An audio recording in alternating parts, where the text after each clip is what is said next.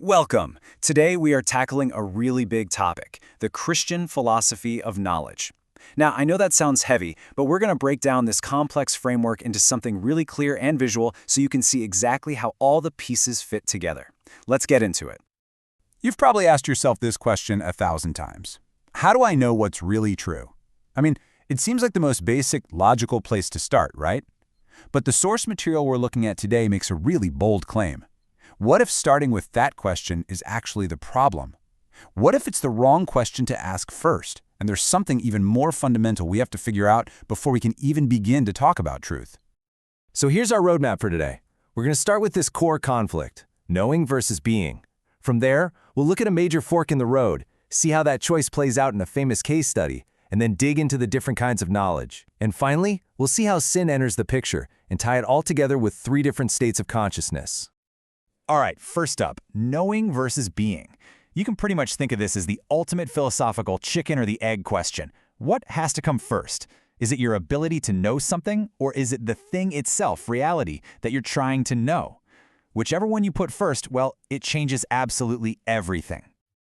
Okay, let's just get a couple of key terms straight so we're all on the same page. Epistemology, that's the fancy word for the theory of knowledge. It's all about the how. How do we know things? What justifies our beliefs? Then you've got ontology. That's the theory of being, or what is fundamentally real. It's about existence itself. The entire argument we're exploring today really hinges on which one of these you decide is the starting point. And this slide right here just lays out the debate perfectly. The source we're looking at argues that a lot of modern philosophy starts with epistemology. It starts with the self, asking, how do I know? And from there, it tries to figure out what's real. The Christian philosophy presented here completely flips that on its head. It starts with ontology. It starts by saying, here's what is real. God is the ultimate reality. And only then does it ask, okay, in light of that reality, how do we know things?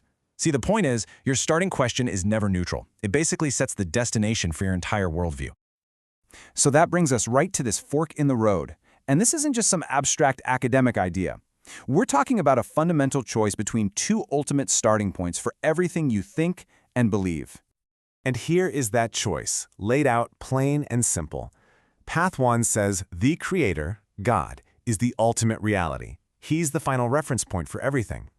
Path 2 says the creature, that's humanity, the created world, is the ultimate reality. We become the final reference point. This framework argues that at the end of the day, every single system of thought, whether it knows it or not, is built on one of these 2 foundations. This quote from the source just drives the point home so well. It says, this isn't about figuring things out and then deciding if God fits in. No, it's about deciding right from the get-go who is the final court of appeal, who gets the last word on what truth even is. Is it a self-sufficient God, or is it us? Okay, so this is all pretty abstract, right? How does this choice actually play out in real life? Well, the source uses the story of Eve as a kind of philosophical case study, showing exactly what happens when you're faced with this decision. Let's just walk through her thought process. Step 1, God makes a clear, authoritative claim about reality. That's an ontological statement. He says, if you eat this, you will die. Then comes the challenge. Satan doesn't offer a different reality. Instead, he suggests that Eve should be the one to figure it out for herself. He sneakily shifts the whole question from what is real to how can you know for sure? So now Eve is stuck weighing these 2 competing reputations for knowledge. And what does she do? She makes herself the judge. She decides she'll be the one to test God's claim based on her own experience. And that right there is the key takeaway from this whole story. By putting the question, how do I know first, before the question, what is the reality that's already been established, she, without even maybe realizing it, made herself the ultimate standard of truth. Human reason and experience became the yardstick by which God's word was going to be measured. Okay, so this choice has huge implications for the nature of knowledge itself. Because if God is the ultimate reality, then, according to this view, his knowledge and our knowledge have to be fundamentally different. It's like the difference between an original masterpiece and a reflection in a mirror. So the source calls God's knowledge analytical. That means it's totally self-contained, it's original, and it's exhaustive. He knows everything. He doesn't have to learn or discover anything. In contrast, our knowledge is described as analogical. It's a true reflection of God's knowledge, but it's not exhaustive. It's not the whole picture. You can think of it as our finite minds trying to rethink and reinterpret the thoughts of an infinite mind. And this difference in knowledge, well, it leads to these paradoxes that can really mess with your head. I mean, take this classic one. How can we say that prayer actually changes things if we also believe that God's plan is already set and unchangeable? From our point of view, those two ideas seem to be in total conflict. But here's the resolution this framework offers, and it's really important. These paradoxes are described as seeming contradictions, not real ones. They only look like contradictions from our limited analogical perspective because we simply can't see the whole comprehensive picture that God sees. I mean, if they were real contradictions, that would mean God's own mind is incoherent, which can't be. The whole argument here is that we can have true knowledge without it having to be complete knowledge. So if humans were originally created to have this true reflective knowledge, what happened?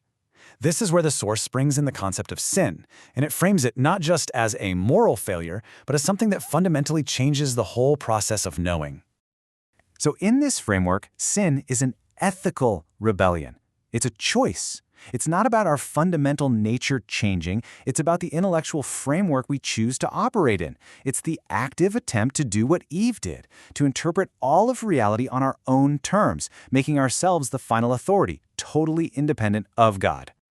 And this rebellion leads to a huge shift in how we view human thought itself.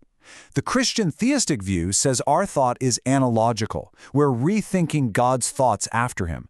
But the non-Christian view, it's argued, becomes univocal.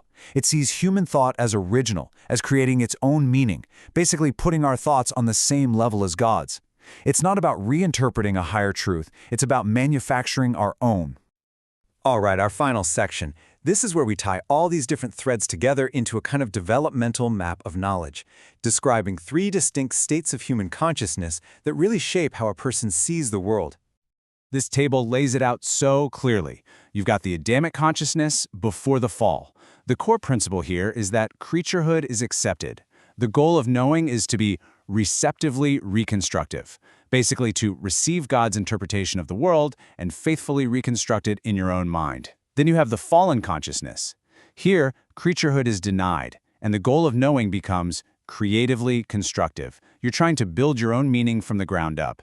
And finally, you have the regenerate consciousness, which is seen as a restoration of that original state. Creaturehood is accepted again, and the goal of knowing goes back to being receptively reconstructive. So here's the bottom line. Your fundamental state of consciousness, which really comes from your answer to that first question about reality and your place in it, that state determines the entire structure of your thinking. It's not just about the facts you believe, it's about the very mechanism you use to believe anything at all. And you know, after all that complexity, after all those big words, it really does all come down to this. 2.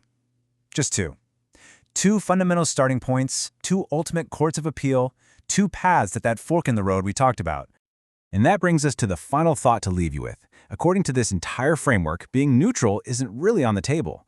Every single way of thinking, whether we admit it or not, chooses a final authority. So the real question isn't if you have one, it's what is it? Is it the creator or is it the creature? That's definitely something to think about. Thanks so much for joining us for this explainer.